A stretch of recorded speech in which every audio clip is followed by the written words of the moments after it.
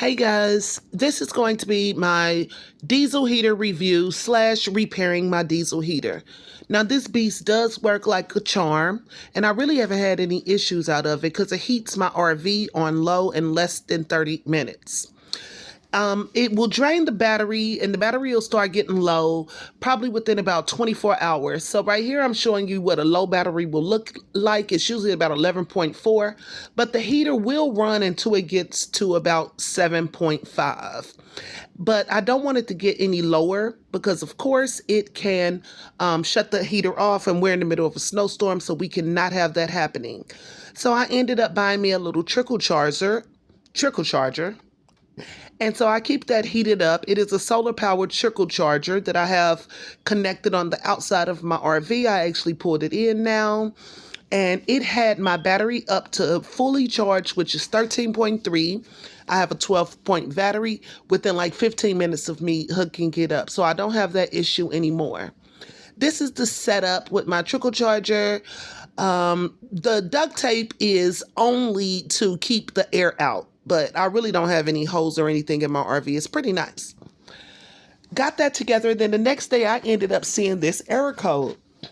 And the night before I went out and I was filling up my diesel, I overfilled it and I got the error code. So now I'm just looking up all the different ways that I can go about repairing this heater myself, because of course I'm off grid and I'm self-taught, and what better way than to learn to do it yourself.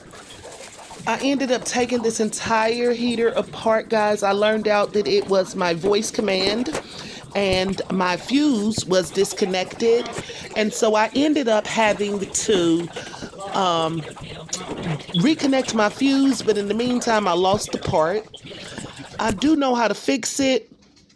I took the whole thing apart and I connected my fuse panel to my positive battery charger, and then my negative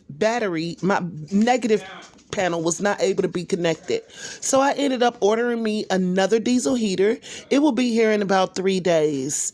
So I'm not going to be without a heater, guys. Thanks to my ex-husband. He has really been helping out a lot. In the meantime, I ordered some more things that'll help me over the winter. I ordered this little propane heater. I'm gonna hook up to a small propane tank, and it'll run for probably about 3 days off of this propane. So this is an alternative source of heating if I'm going to be doing 100% off grid and boondocking. I ended up also buying this cigarette lighter that can hook up to one of my power inverters. And this is how I will be charging my heating blanket. And that's another way to, of course, conduct more electricity over the winter time and save on your energy bills. I ended up purchasing this RV door cover. This RV door cover is going to help conceal all the warm air, but also keep the cold air out whenever I'm letting my dog out or whatever. And so that's something that's going to help. So I bought the exact same heater again. It'll be here in about 2 days, because this heater will run off 1 gallon for more than 48 hours. I ordered some more little cute stuff. One thing that I ended up ordering was some toe warmers, which actually stay warm for about 12 hours. So I'm going to be throwing those in my socks also, which is also another way to conduct and hold, heat.